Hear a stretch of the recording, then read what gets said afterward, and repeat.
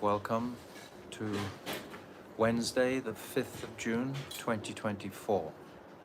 So we're approaching a really pivotal chapter, one incredible chapter, chapter 21, the beginning of Raganuga Bhakti, very powerful, important chapter. So we'll have a kirtan and then we'll continue our reading.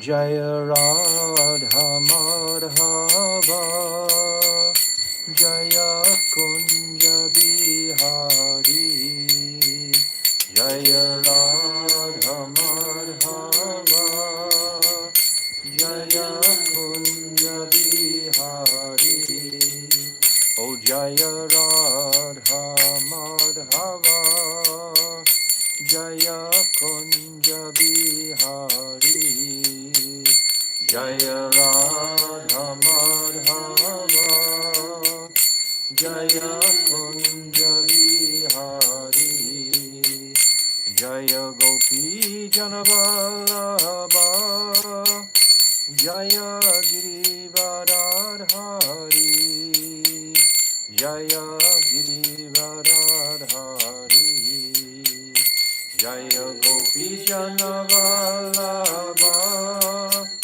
Jaya Girivaradhari Jaya Girivaradhari Yashodanandana Braja Janaranjana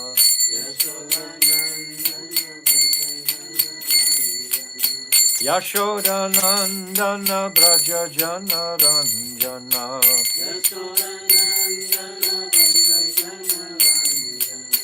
Yamuna Tira Vanachari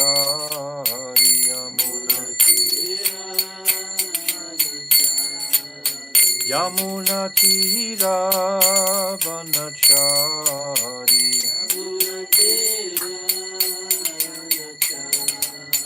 O Jaya Radha Madhava Jaya Kunja Bihari Jaya Radha Madhava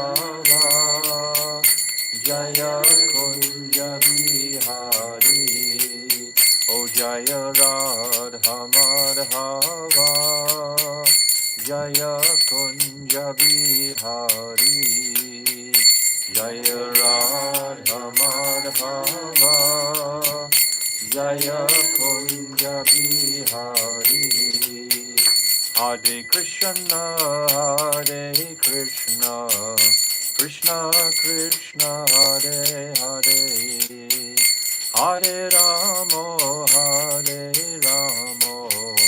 Ramo Ramo Hare Hare Hare Krishna Krishna Krishna Hare Ramo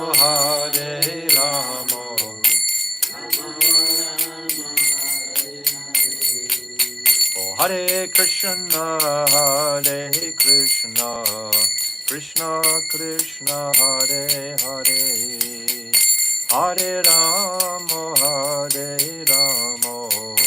Ramo Ramo Hare Hare Hare Krishna Krishna Krishna Hare Hare Ramo Ramo Ramo Hare Hare Oh Hare Krishna Krishna Krishna Hare Hare Hare Ramo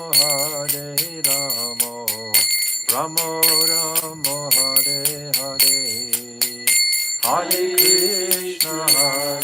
Krishna Krishna Krishna Hare Hare Hare Ramo Ramo Ramo Hare Hare Oh Hare Krishna Krishna Krishna Hare Hare Hare Ramo Ramo Ramo, Hare Hare, Hare Krishna, Hare Krishna, Krishna Krishna, Hare Hare. Oh Hare Ramo, Hare Ramo, Ramo Ramo, Nitai Gaura Hari Bol, Hari Bol, Hari Bol, Gaura Hari Bol.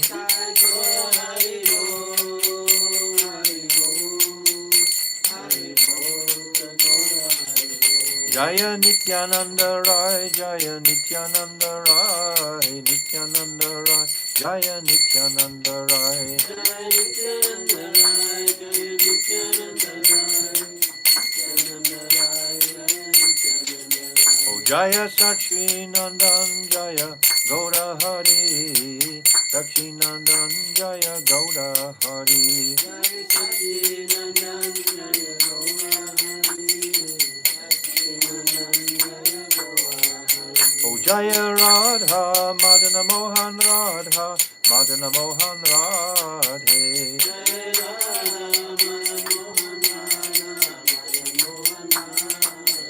Jaya Radha, Jaya Radhe, Jaya Radhe, Jaya Radhe, Jaya Shri Radhe.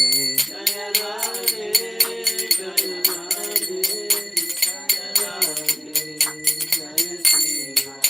Oh Radhe, Radhe, Radhe, Radhe, Radhe, Radhe, Radhe, Radhe.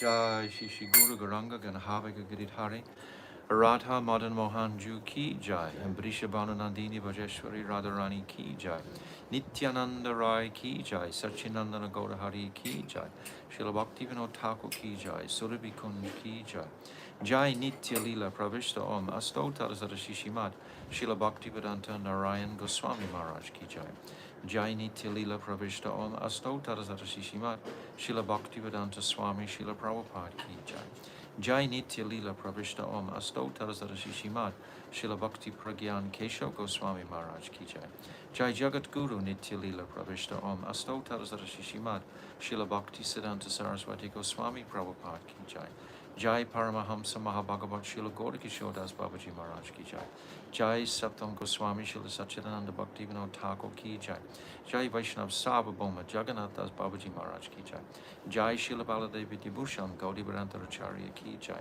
Jai Rasik Siromani Srila Vishnu Chakravarti Thakur Ki Jai Jai Narottam Srinivas Shyamananda Prabhu Treya Ki Jai Jai Srila Krishna's Kaviraj Goswami Ki Jai Jai Shri Rup Sanatan Shri Bhata Raghunath Shri Jiva Gopal Baladas Raghunath Sad Goswami Prabhu's Ki Jai Jai Swarup Damodar Rai Ramananda Gauda Parsada Ki Jai Namacharya Srila Haridas Thakur Ki Jai Prem Sikoho Sri Krishna Chaitanya Prabhu Nityananda Shri Advaita Gadadhar Shri Vasari Shri Gaura Bhaktavinda Ki Jai Shri Antadvip Mayapur Simantadvip Gaudamdvip Madhyadvip Koladvip Ritadvip Janadvip Modamdvip Rudradvip Abhaka Navadvip Dham Ki Jai Shri Shri Radha Krishna Gopa Gopi Go Govardhan Dvarasa Bharmatmika Shri Braja Mandal Ki Jai Shri Radha Kund Shama Kund Ganga Devi Yamuna Devi Tulsi Devi Bhakti Devi Ki Jai Shrimati Brinda Devi Maharani Ki Jai Shrimati Yogamaya Purnamasi Devi Maharani Ki Jai Gopeshwar Mahadev Ki Jai Jagannath Baladev Subhadra Sudarshan Chakra Ki Jai Ketra Mandal Ki Jai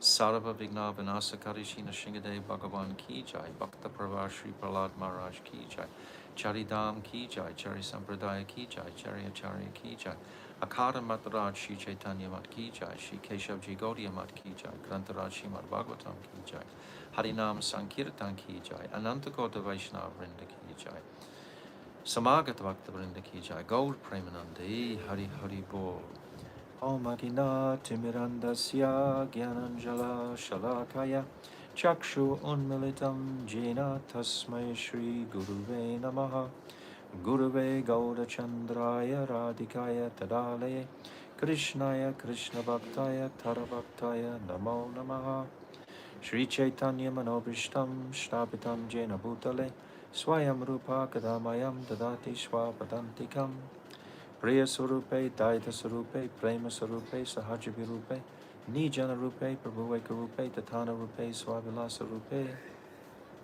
Anapita Chirim Chirat Kuranai Varatino Kalo, Samarapaitam Unnata Ujvala Rasam Swabhakti Shriyam, Hari Purata Sundara Dudikatamba Sudipita, Sada Hridare Kandare Spadatu Sachinandanaha, Yam Prabhajantamana Petyam Apeti Krityam Dvaipaino Viraha Katara Ajuhava, Putre Titam Mayatayo Tarabhavanidus Tam Sarvabhutam Munim Hridim Munanatusme.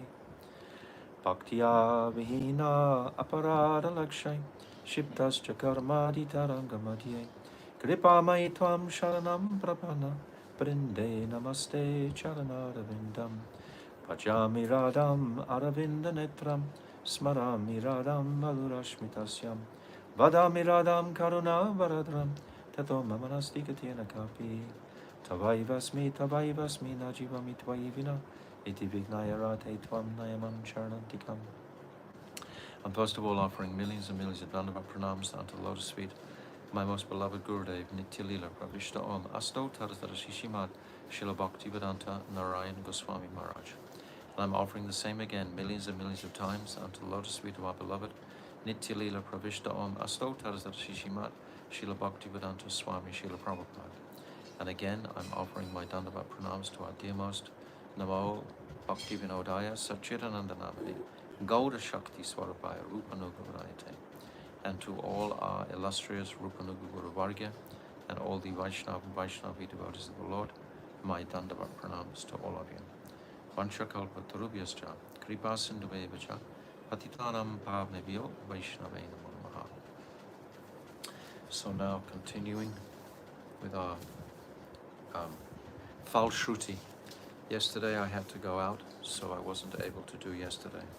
So we missed today, but we'll continue today. So on page 830. Jade Dvaita Jnana Hoya Chita Upadaya Krishna Bhakti Chiradina Upaya Upai. Such knowledge which is solely related to the duality of this dull material world is fit to be rejected, whereas transcendental knowledge of the divine duality within the spiritual world, Chit Jagat, should be accepted forever within one's heart, both as the upaya, and as the upayi, goal worthy of attainment. When it says in one's heart, it means with one's life and soul. With one's life and soul, we want to embrace this transcendental reality that we either have heard about, but I'm sure all of us must have had some connection with, some realization of, otherwise we wouldn't be still here reading and chanting, etc. Every person who begins to chant Hare Krishna, something happens to them. Or when you begin to hear Srimad Bhagavatam, for example, something deep within is woken up, that essential chit nature. What's that? Nitya Siddha Krishna Prem, Sadhya Kabunai, Shravanadi, Shuddha Chitta, Korya Udai. That this Shuddha Chitta is, or Shuddha Bhakti, is inherent within us all. And by the sound vibrations of the Hare Krishna mantra and other mantras and the association of devotees, our essential highest nature is sparked. We may not even be conscious of it entirely, but something happens and we keep going. That connection is already woken up. So if we remain constantly cultivating that connection, more praying for mercy, because without mercy, we can't continue. Mercy comes from the Dharma, mercy comes from the Vaishnavas, mercy comes from Guru, especially our Guru Varga. All these personalities, reading, etc., will infuse mercy to be more connected with the spiritual reality.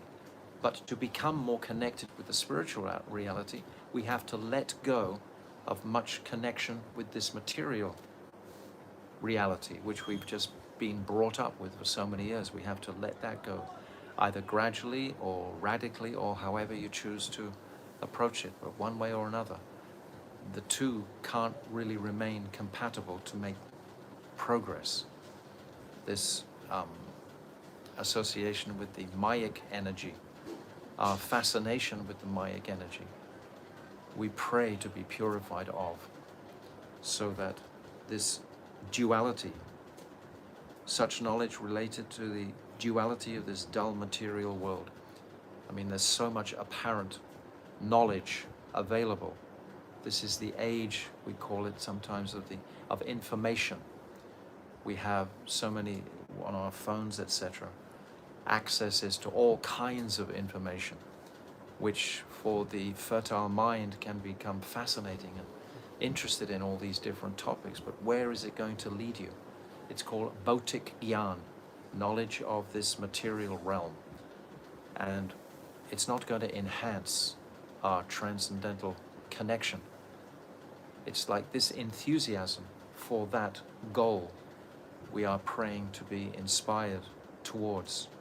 And personalities like Srila Bhaktivinoda Thakur, it's his life intention to inspire that enthusiasm within us. All our Guru Varga are the same. Srila Bhaktivedanta Swami Prabhupada, somehow any tiny little spark of devotion that he detected in the heart of one of his followers, etc., he would just encourage and try and fan that flame. But it's a two-way street. We also have to pick up the initiative and run with that inspiration to become inspired. If we just keep plodding along in the material realm and taking on board more and more weight of the material conceptions, naturally we're going to minimize the opportunities to catch the transcendental connections. We're fascinated by Jadananda. Yes, the glitter of...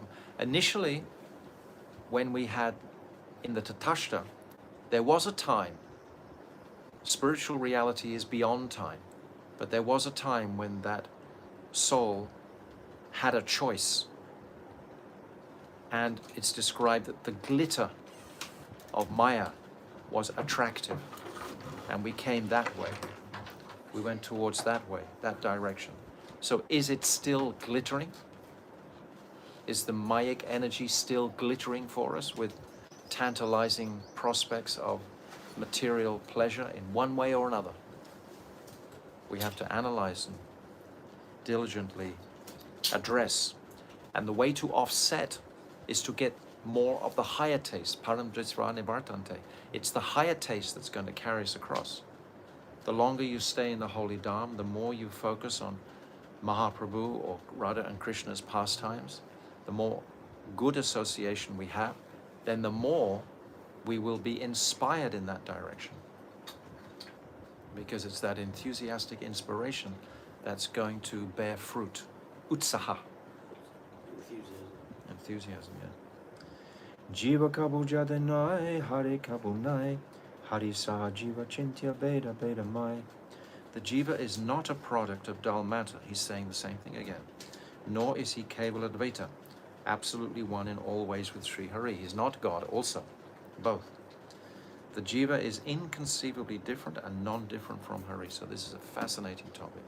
And we discuss this like the sparks of a fire or the atoms in the rays of sunshine, the particles in the ray of a sunshine. It's described in two different ways. Like we see the spark of a fire has exactly the same qualities as the huge roaring fire, but it's in a minute atomic size. So we are like that in relationship to Krishna. And once that realization of Krishna's greatness, his supremacy, his completeness, which we understand immediately from touching Bhagavad Gita, from touching Srimad Bhagavatam, from touching Chaitanya Charitamrita, all immediately there, it's written in front of us. But our minds don't always want to accept it because our minds are rebellious. They still think that there's some type of material taste here. So until different arrangements can... Krishna's so merciful. Because at the end, finally, when we are leaving the bodies, it's described that no material taste is left, basically. Many times, if you're leaving your body through some prolonged illness, you can't even taste anymore. You practically not. The pleasure is so much reduced. So in that condition, it's such mercy that Krishna can give you even then, as a complete distaste towards this material enterprise, or sojourn that we've embarked on. You understand? Sojourn, journey that we've embarked on. You don't know this word. You're the professor. He's the English professor. You didn't pronounce it right. Oh, I didn't pronounce it right. Okay, the sojourn. Sojourn. Okay. More of a French accent there. Because it's French. Deya kapo jivanai dharabogyanai dasya bogo jiva Krishna Prabhu bhaktahai. The material body should never be considered to be the jiva. Again, the same understanding. And this earth is not for the jiva to exploit and enjoy. The jiva's swarup is Krishna Das, and thus he is meant for Krishna's enjoyment, whereas the jiva's swarup is Prabhu, master and bhakta enjoyer. Sri Krishna's swarup. Whereas Sri Krishna's swarup, yes, sorry. Oh, I wanted to mention, a couple of people have mentioned that there are, I think, 6 editions of this Jaiva Dharma. And they're not all the same. From the 1st edition to the 6th edition or the 5th edition, there are differences in the text. So sometimes I'm reading, and somebody was telling me the other day they're reading a later edition, the 2018 edition. I have the 2010 edition here. So we just have to appreciate that editors, whatever, have combed it to try to enhance it more, the meanings. So we should appreciate that some of the, if I'm reading something and it's not what's written in your book, you should understand. It's not that I'm not reading incorrectly all the time, but you probably got a different edition. This edition that I'm holding now is the 2010 edition. But I think a lot of the editions around at the moment are 2018. In my edition, 2019. Yours is 19. the 4th edition. 4th edition. Ours is the 3rd printing of the 5th edition. Okay, 3rd printing of the 5th edition. So yes, there are different editions, so just bear that in mind. I don't think most of the time, 99% of the time, it makes a lot of difference. It's just slight additions, but you should be aware of that distinction there. Jaiva dharma nahiyache jaya dharma kata nahiyache jiva gyan mayavada prata. This book, entitled Jaiva Dharma, neither discusses matters related to the dead material body, nor does it propound the Mayavad doctrine of the jiva's oneness with Brahm. So that's practically the same as verse 7. So why is Bhaktivinoda Thakur repeating again and again and again and again? Actually, living here in Bengal for some time, it seems like almost a habit of many Bengalis. They do repeat things 3 times to each other when they say about a program happening. They'll tell you 3 times the venue and the date and the time, and they'll say it again and again. They'll say it 3 times. So it's described in Shastra that 3 times is okay. But this is such a essential, what you call stepping stone to realize the distinction between matter and spirit. It's what practically the whole 2nd chapter of Bhagavad Gita talks about, and what the basic principle of our whole philosophy is, to realize I am spirit and not matter. And we have to hear this repeatedly. So, but Bhaktivinoda Thakur brilliantly puts it in such different light. So we're looking at this same topic from different angles. Jiva nitya dharma bhakti tahi jadanai shura jiva prema seva phala payatai. The jiva's nitya dharma is bhakti, devoid of material motivation. That's his original nature. The chit shakti, which is originally where the jiva has manifested from. Then that jiva, from the chit shakti, he's come into the jiva shakti. And then from the jiva shakti is where the tatastha shakti is. And then he's manifested into this world. But our origin is coming from that absolutely purest of places, the Chit Shakti. So that's essentially our real nature. But we've covered ourselves over with this Mayic, temporary, material nature so that we can get the opportunity to enjoy Maya. Without that covering, you can't, spirit cannot enjoy matter at all, that there's no connection in that sense. Only matter can enjoy matter, so we have to convince ourselves that I'm matter. So as long as we want to enjoy the material world, we'll keep bound in this material conception and not come to the spiritual conception. So, the jiva purified by seva attains the fruit of that seva in the form of prem. So this is what we want to constantly fill our consciousnesses with, about what is the nature of that prem. And Bhaktivinoda Thakur has so brilliantly, he's walking us through such a process. Appreciate it from the beginning, from the first chapter. The first 10 chapters, we can say, collectively are called Sambandha Gyan. And then we come to the Dasmula section. And in the Dasmula section, we have the Prameya, where it's establishing the platform, the Praman. What is the Praman? The Praman are the words of Smriti, the words of the Puranas, the words of the Srimad Bhagavatam in particular, Gita, the Upanishads. So this is our platform this is the evidence. And then from there, we're hearing the Paramatattva, that supreme truth about Krishna, in that 13th chapter. And then in the 13th chapter also, we hear about Krishna's qualities. They're enumerated for us, 64 qualities in the 13th chapter, to show us what is the actual character of it, to dispel any Mayavad conceptions. These Mayavad conceptions are being chopped and cut in this 13th chapter, very carefully by Bhaktivinoda Thakur. Many objections that Brajanath is bringing up, and Babaji is cutting. But the final conclusion of this 13th chapter are these 64 qualities, and all these qualities in the jiva, the qualities in the demigods, and then the qualities in Lord Narayan, and these 4 principal qualities ultimately in Krishna: Prem Madhuri, Rup Madhuri, Leela Madhuri, and Venu Madhuri. These 4 qualities of Krishna. You can't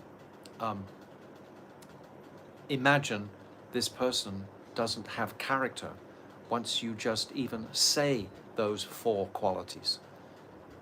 Those 4 qualities indicate a personality who has a beautiful form, who plays the beautiful flute, who has wonderful associates. You can't walk past that. So his personality is irrevocably established in that 13th chapter of the personality of Krishna. And then we come to the rasa understanding. Krishna is raso vaisa. That's the beginning of the 14th chapter. And then it goes into talking about Shakti Tattva. This is all a process. It's all like stepping stones. So we go through that Shakti Tattva, which is an incredible chapter, to deeply understand. Again and again, we should read that chapter. As we've said many times, this book is not just to go through one time. This book is to be our companion for life. For life, we never want to leave these truths, because there's no higher conclusion in philosophy or spiritual aspiration than what is written in this book. It's the collection of all the Shastra. So after the Shakti Tattva explanations, then we have the 3 chapters on Jiva. Jiva Tattva initially, what is the nature of our existence, where do we come from, etc. What is the nature of Tatastha Shakti? This distinction between the 2 aspirations, that we are marginal energy. We're living in this condition. We oscillate. So then we come to the jivas who are bound by Maya. And why are they bound by Maya? That's chapter 16. Chapter 17, the jivas liberated from Maya. Chapter 18, most incredible, this Achintya Beda Abeda Tattva, that we are one with Krishna in the sense that we have the same potency ultimately. Like we just described, the sparks of the fire. The sparks and the fire are the same, essentially. From a spark, you can cause a whole conflagration of fire that could incinerate the whole world if there was enough dry objects for it to incinerate. So a spark can certainly ignite an enormous fire, has the same potency as the fire in that regard. But the spark is infinitesimal. So this is what the 18th chapter really brings out. Then the 19th chapter, most incredible, what is Shuddha Bhakti? And Yabilasita Sunyam, etc., this verse, most important. What is Uttam Bhakti? And then also mentioned in this 19th chapter is Kleshagni, Shubhada, Moksha, the stages of Sadhan Bhakti, Bhav Bhakti, and Prema Bhakti. And then this is walking through here, making a platform. Bhaktivinoda Thakur, each chapter is like a step of a stairway, isn't it? And then he's elaborating on that step, making our feet solid on that step, and then going to the next one. So the next one is Vaidhi Bhakti, so important. This is like Achan. This is like what we're performing, the activities with our external bodies, our puja, etc. And how to behave in this material world. What are the various rules and regulations? Or what are the angas? 64 angas of bhakti. And very, very helpful. We didn't have any exchange with all the people listening, etc. We just read it together. But if we were sitting down in a group, collectively in real time sort of thing, I know that practically every single anga there would be discussion about. But in the end analysis, we simply have to bow our heads and accept the angas of Rupa Goswami. He has enunciated these angas for our support and benefit. None of them are to be contended with. If we contend with them, then we have a doubt somewhere, and we need to clear those doubts. We need to go to some senior devotee, guru, whatever, and clear whatever doubt might be there regarding any of those angas, because every single anga is there for a purpose. Personalities like Rupa Goswami, they don't have superfluous instructions to give us. They have specific guidance to give us. And it starts with the first 5, our Guru Padashraya. How important is the connection with Guru? And we discussed all of that amongst the 19th chapter. Then the 20th chapter, wait a minute, I might be, oh, sorry, that was the 19th chapter. No, that was the 20th chapter. That was the 20th chapter. I'm just seeing if you're awake. Okay, listening? People are awake.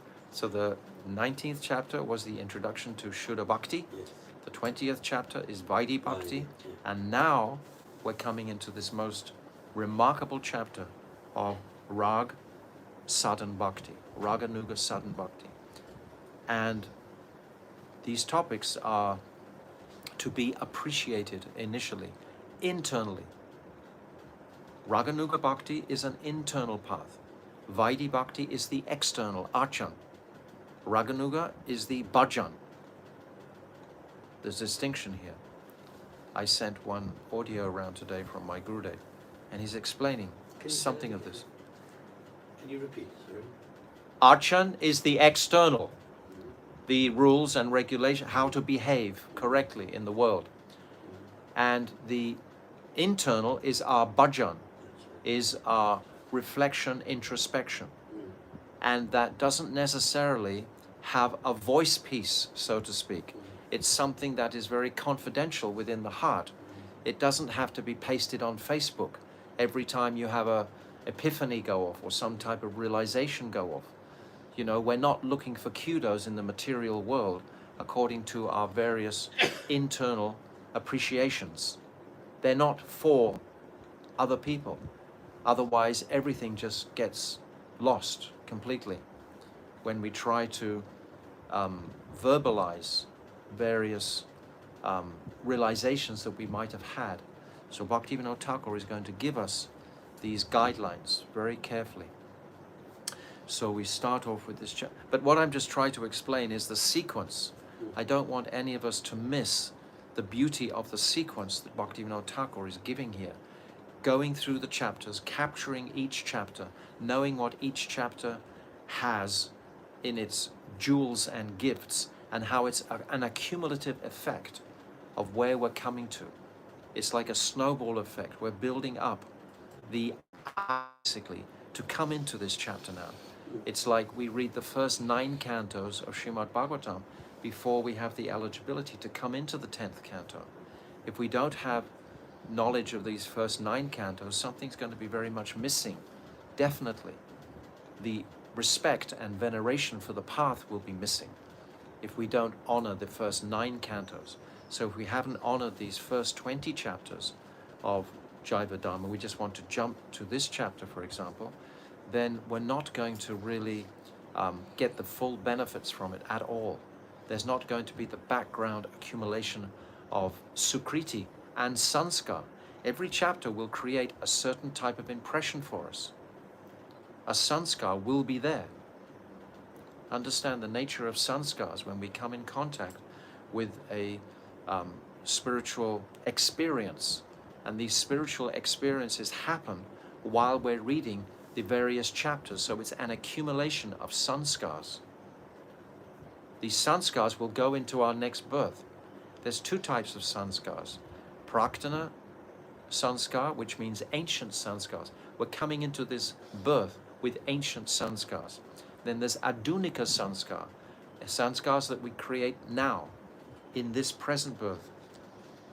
We don't remember clearly the previous sanskars, but they certainly have an effect on our journey into the world of transcendental awareness. This weight that my Gurudev used to say all the time, that someone who comes to the temple, they may apparently be a very new boy, but his sanskars are remarkable from a previous birth. Whereas somebody may be very old, venerable devotee, but his sanskars are not so strong. So we have to appreciate the importance of this impression.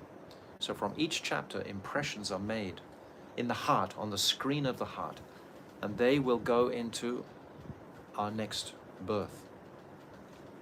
So chapter 21, Prameya, Abhideya. So we're still in Abhideya. So we have 3 chapters in Abhideya here, describing what is sadhan bhakti. Now this is Raganuga sadhan bhakti. Vijay Kumar and Brajanath were impressed when they heard the deliberation concerning Vaidhi sadhan bhakti. They became firmly convinced that one must accept Harinam and Diksha from a Siddha Mahatma, great perfected soul, in order to enter the supreme abode. So this is very important. That means they've understood the first 5 angas to connect with Diksha and Shiksha in their spiritual journey. Without this connection, you cannot move forward, because it means submission to that personality. Tadvidi pranipatena pranipashena sevaya. This verse in Bhagavad Gita very clearly saying that one must approach a guru. Tadvidi pranipatena pranipashena sevaya. Shanti Udani. Gyaninas tattvadarshinaha. One who is self-realized. It cannot come from any other way. We have to be in touch with that personality who has had divine realization for us to actually get divine. It's an amazing setup, we can say, that Krishna has arranged for. You can't independently of the Guru Varga just connect with the Lord. And Prabhupada Bhaktivedanta Swami Maharaj always gives the example. You can't just walk into the office of the Prime Minister. You have to go to the secretary. And even to get to the secretary, you have to go through some other people, right? You can't just walk in there. So there has to be a process to actually connect with Krishna. And the process is that submission to Guru. It's a most beautiful process. When that process is performed, the sadhak knows immediately, now I'm in connection, now I'm in the current, I'm in the line, I'm connected. So important. If we're not actually connected, we're not going to have the same opportunity for mercy, it won't come, because we haven't made that connection. It's like an electric current. We're just trying to struggle without the connection. And there's reasons why we don't get connected, etc. And that reason is what needs to be purified to move forward. Generally, it's pride, some type of pride, doubt in those personalities, guru. So we have to examine that and purify that anartha that is there. But once we go across that, then we're on like a rocket. Then things become very easy. So this is what Vijay and Brajanath So doubt and pride seem very different. Well, the pride can be creating doubts. They're not so different in reality. If you have some doubts, it's probably because you're quite proud of your material situation. So pride and doubt. It's described Shraddha, Shabde, Vishvasa Koi, Sudrita Nishchoy. This is the verse describing faith. And this Vishvasa describes confidence. When your faith is strong, then you become confident. When your faith is not so strong as to connect with a spiritual master, you don't have that confidence of your spiritual discrimination, we can say. Because it's just you sitting alone, trying to make decisions on what is the right path. But if you're connected to the current, we have the whole support of our Guru Varga. Because Guru is the representative of the entire parampara. He's the one who's sitting at the culmination of all the gurus in our line. We connect with that. By connecting with Guru, we're definitely connecting with Bhaktivinoda Thakur. We're definitely connecting with Rupa Goswami, with Sanatana Goswami. We're connecting with all of them. Ultimately with Sachinanda and Gaurahari. It's the connecting point. So this was the inspiration that took Vijay and Brajanath at this point.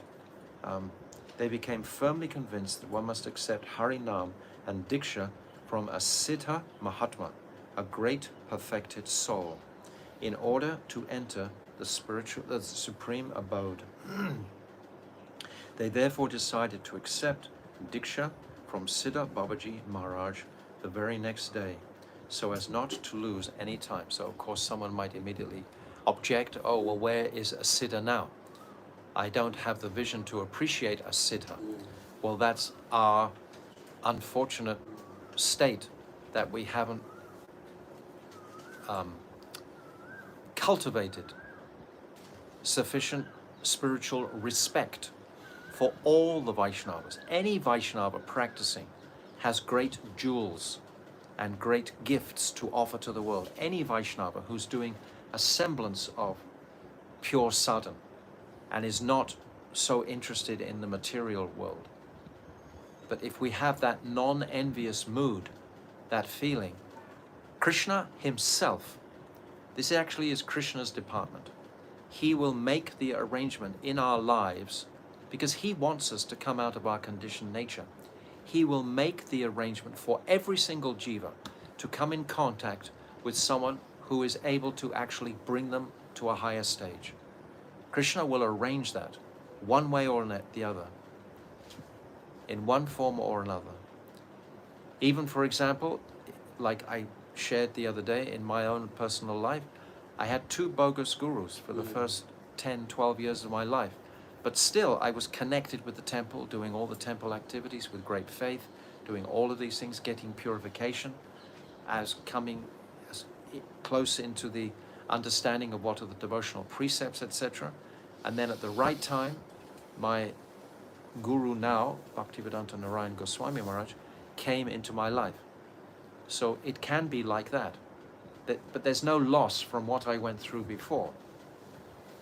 I've seen devotees who have taken bogus gurus, for example, and when that guru's illicit nature has been revealed, they've just left devotional service. So where does it say for their sincerity? So that's greatly unfortunate. So we should pray to Krishna. By any performance of sadhana, it's going to create sukriti, and what will be the result of that sukriti?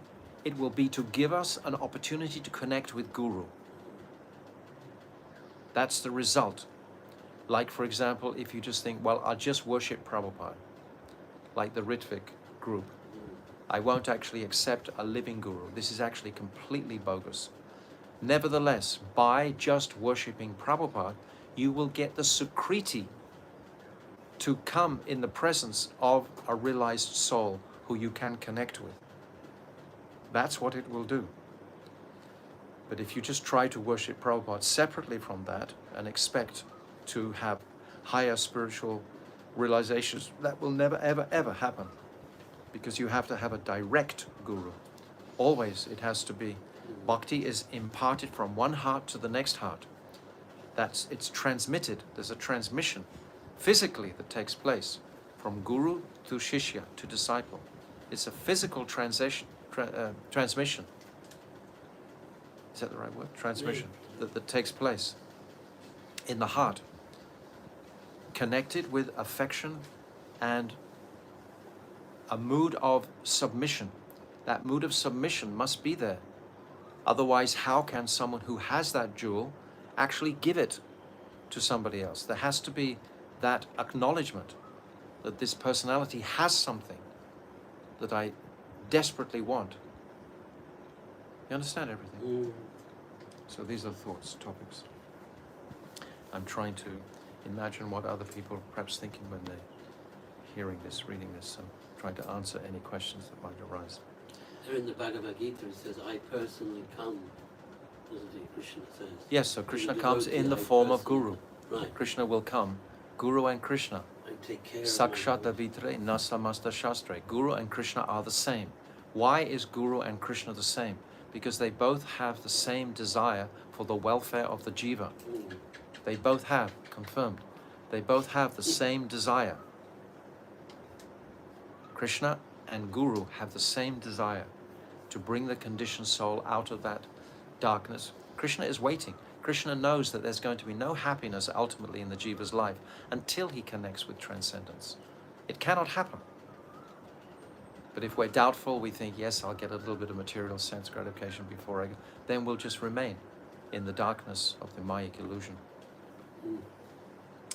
Vijay Kumar had already received Diksha mantra from his family guru in his boyhood. Rajanath, however, had not received any Diksha mantra other than the Gayatri mantra. They had both clearly understood that the revered Babaji's instructions that the jiva goes to hell if he chants mantras received from a guru who is not a Vaishnava. If he is an Avaishnava. If he's not a Vaishnava. A Vaishnava ultimately means that he's utterly submissive to the Supreme Lord. If he's not utterly submissive to the Supreme Lord, then he's not a Vaishnava. And if you receive mantras from there, you're only going to get a material result, which Bhaktivinoda Thakur says will take you to a hellish condition, or hell itself. If he chants mantras received from a guru who is not a Vaishnava, therefore, according to the regulations of Shastra, when proper discrimination has awakened, he should again take Diksha from a Shuddha Vaishnava guru. When proper discrimination has arisen, that means becoming familiar with the Shastra. Books, for example, like Bhakti Tattva Vivek, which is what Bhaktivinoda Thakur has given as encapsulation of the path of the Siddhanta to come to Krishna. If we've actually absorbed this particular book, it's such a short book, but it delineates clearly what is Uttama Bhakti. That's what the book is about, the 4 lines of that verse, Anyabilasata Sunyam. So if we've had that opportunity, that will waken up a mood of being able to discriminate between who is going to support my sincere desire to come to the transcendental place, the transcendental realm. And I may want mukti initially, that may be my desire, to be liberated. I simply want to connect with a Vaishnava so I can become liberated. That's okay. Because if we get more into the precepts of Vaishnavism, we realize the inferiority of mukti, of moksha. We don't realize that initially because we haven't had sufficient understanding of the path. Everyone who first comes to the devotees, practically everybody, wants liberation. It's a rare soul who actually is hungry to develop his Krishna consciousness. That's not so common, unless you're brought up in a family of Vaishnavas, etc. I'm really addressing the Western devotees now, who don't have those excellent sanskars that many of our Indian brothers and sisters, they have that. So if they've come from a Vaishnava family, then their hunger to connect is more pure, whereas most of the Westerners don't have that sanskar. So when proper discrimination has awakened, he should again take diksha from a Shuddha Vaishnava guru. This is in the case of Brajanath. Practically, one can achieve perfection in the chanting of his mantra very quickly by accepting the mantra from a siddha bhakta. Because when a siddha, a perfected soul, gives you that mantra, he infuses that mantra with the potency to realize the truths contained within the mantra. Just like Chaitanya Mahaprabhu has given us all the Hare Krishna mantra. Every single person who hears the Hare Krishna mantra, even for the first time, something is going to be awakened, because Mahaprabhu has invested all his potency within the Mahamantra. The Mahamantra was there in previous ages, but it was never empowered in the same way that it is today. Like when we go on Harinam Sankirtan, people will hear that. They may react externally or not externally, but there's going to be some effect internally for sure on everyone. It may be the beginning of their journey, but there will be some effect because Mahaprabhu has invested all his potency within the holy name. Nam namakari bahudam nija sharva shaktis tatarpita nyamita smarahina kalaha. That all of his potencies are invested. Particularly, one can achieve. Oh, I've read all that. Thinking like this, they both decided that they would go to Mayapur the next morning, bathe in the Ganga, and take diksha from the most revered Babaji. The next morning, they bathed in the Ganga and applied tilak to the 12 places on their bodies. They then arrived before Raghunath Das Babaji. You see, they're already in the line of Vaidhi Bhakti. They're following that regulation of decorating the body with tilak. Decorating the body with tilak is an anga of bhakti. It's an external anga, but at the same time, it has such a potency to it.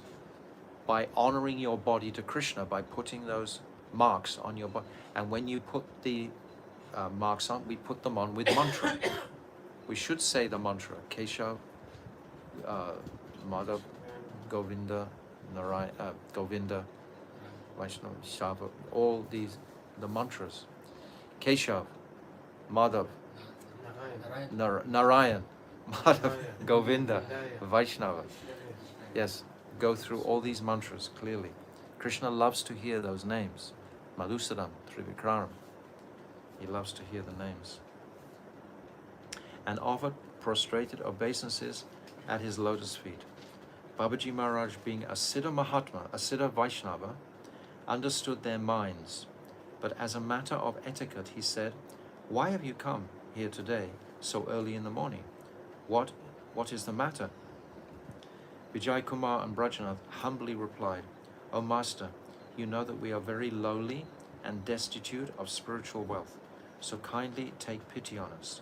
Always there's a mood of this dinhin, this humility. Babaji Mahashai was very pleased to hear them speak in this way.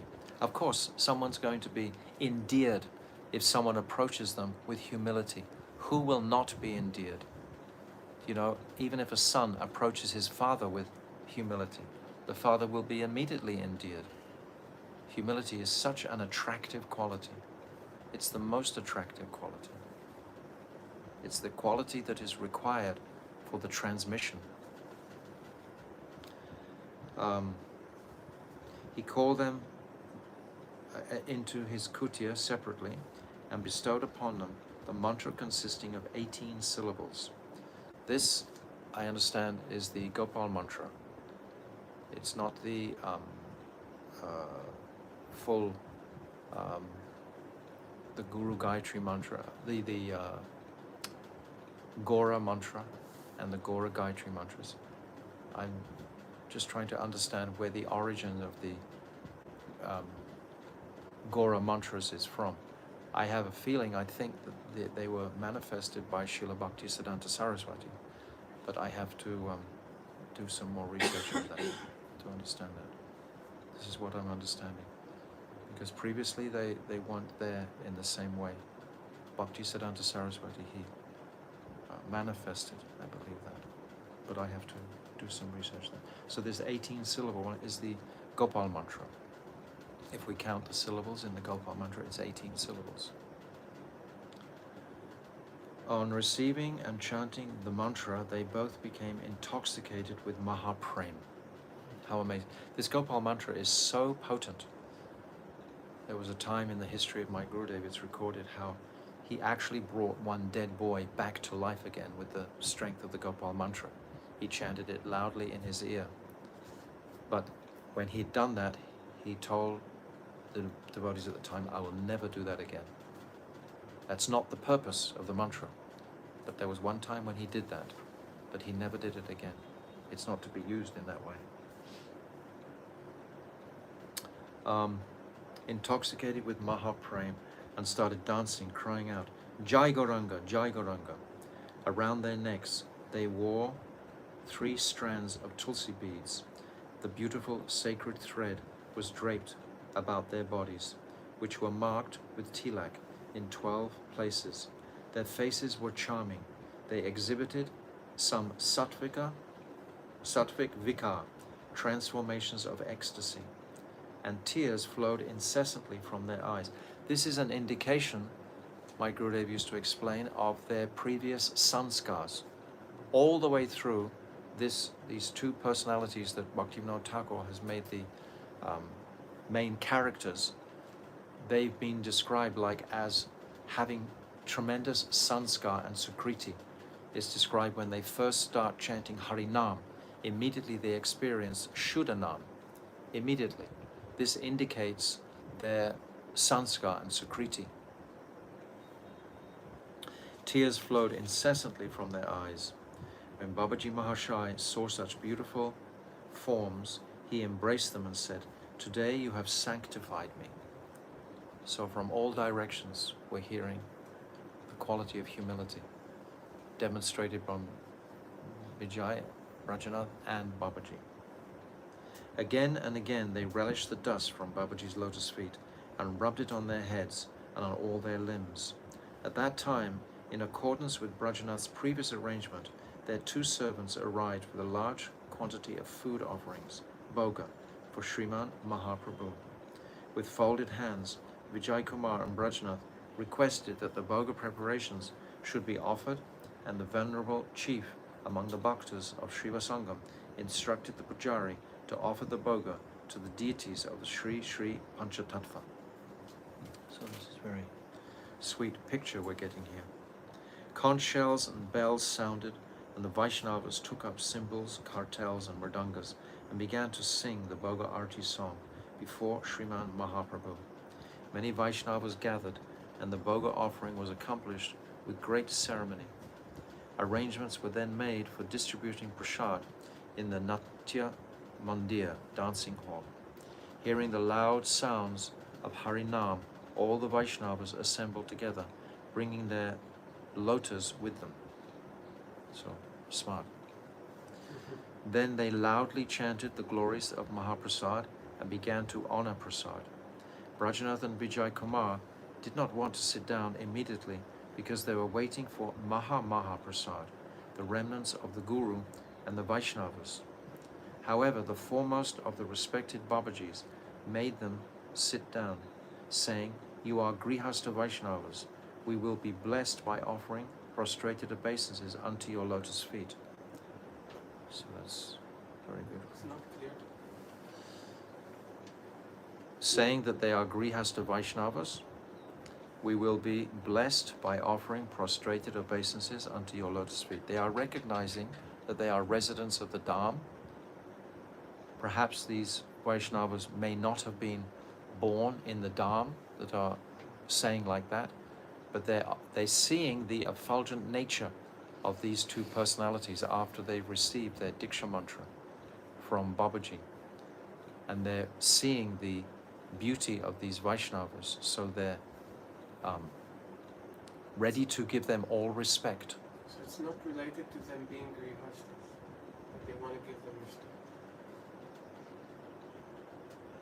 Isn't it just a symbol of their humility to praise them in their... No, it can't be to do with them being necessarily Grihastha Vaishnavas.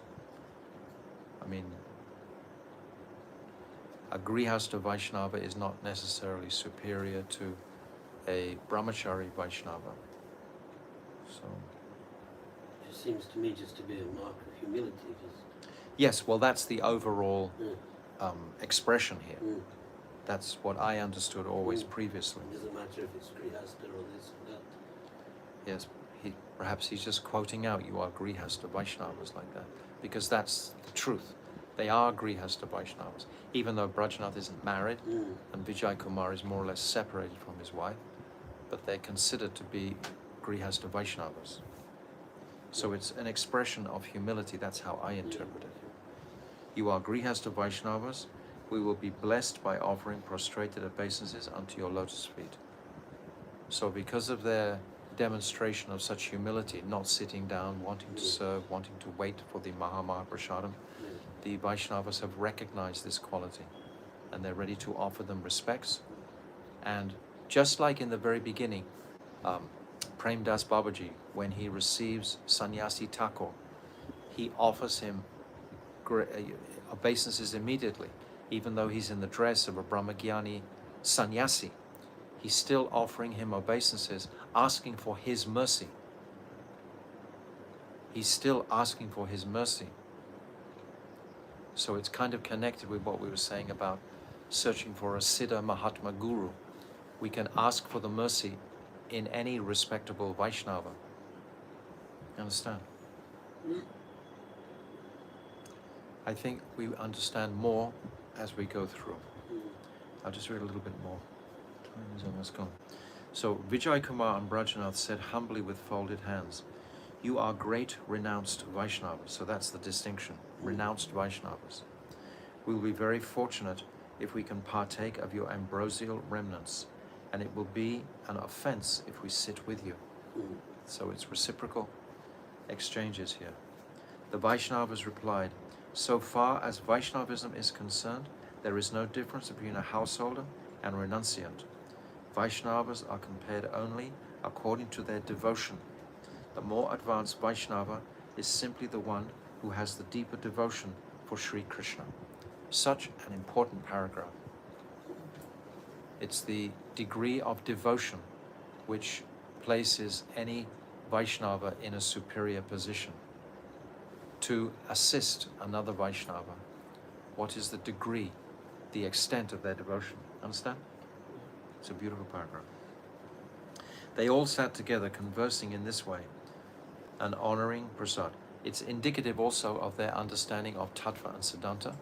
This is what they are saying, immediate response. It's not like a lax conversation or anything like that, but they're expressing there is no distinction between the householder and the renunciant.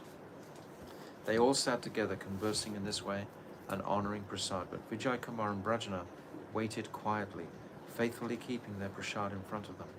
Some of the Vaishnavas who were respecting Prasad noticed this and, understanding their motive, said to Raghunath Das Babaji, "O chief of the Vaishnavas, please be kind to your faithful disciples, otherwise they will not take Prasad."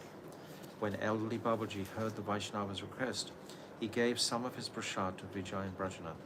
They accepted his remnants with great faith uttering Shri Guruve Namaha, and began to honor prasad. While the bhaktas were taking prasad, some would call out, Sadhu, Savadan, be very careful not to overeat, and all glories to the greatness of the prasadam. Oh, what an unprecedented splendor arose in the Natya Mandir of Srivasangam at that time. Everyone perceived Sri Sachidev, Sita, and Malini Devi bringing prasad, while Sriman Mahaprabhu sat and lovingly took that prasad with his dear associates. So this is the pastime that takes place in Srivasangam. Malini is the wife of Srivas Thakur. Sita is the wife of Advaita Acharya. Sachidevi is the mother of Mahaprabhu. So these mothers have prepared the prasadam here in Srivasangam, and they're bringing that out. Seeing this, the Vaishnavas forgot to take their own prasad. They all watched motionless while tears of great joy gently trickled from their eyes, and their hands, which were in the act of bringing prasad to their mouths, remained fixed for as long as this Leela was manifest. After a short time, the Leela disappeared from their sight, and they gazed at one another and wept. Amazing. We don't hear too often of these pastimes happening at the moment, but still, historically, these pastimes would happen with their deeper devotion. Then the sweet taste of that prasad defied description. In other words, it's been blessed directly by Mahaprabhu. As if with a single voice, all the bhaktas said, these two sons of Brahmanas are recipients of Gaur Hari's mercy. For this reason, Sriman Mahaprabhu has manifested his Leela in this festival today. So very, very beautiful exchange. So we'll continue tomorrow. And we need to have more paintings, pictures of these beautiful festivals, and these exchanges with these moods can be portrayed within beautiful paintings for us. Bhaktivinoda Thakur is the greatest artist. He's always creating a beautiful image of the Vaishnava behavior and how they interacted with each other. Regarding what we just read in the beginning, that they understood that it's very important to have Diksha and Harinam. What about examples of devotees who they take Diksha and they take instructions from Guru, but then later they they do other things and they change the way they go another path? There's always choice. Prabhu, we have independence. You can't blame the Guru for that. No, I'm not blaming. I'm just asking, are they becoming bereft of the mercy of the Guru by They have chosen to disregard the mercy of Guru. Guru is giving mercy always. If the Guru is sincere, he's always giving mercy.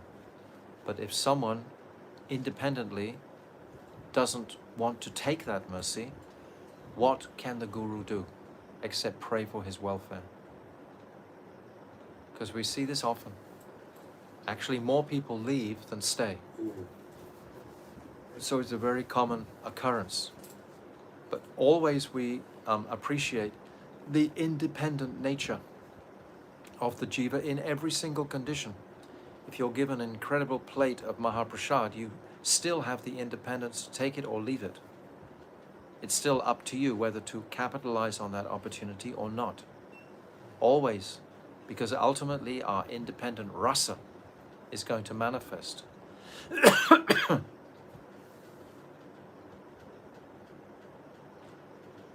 We have our independence.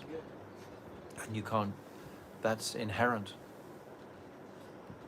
So a demonstration of that is just to even leave Sadguru and wander off independently, trying to enjoy something separate from the connection with Guru. So what can you do for that? Okay? Clear? Jai. Bhaktivinoda Thakur ki jai. Hopefully we can read more tomorrow. We'll go further into it. Jaiva Dharma ki jai. Hare Krishna, Krishna Krishna, Hare Hare, Hare Rama, Rama Rama, Hare Hare, Hare Krishna, Krishna Krishna, Hare Hare, Hare Rama, Rama Rama, Hare Hare, Hare Krishna, Krishna Krishna, Hare Hare, Hare Rama,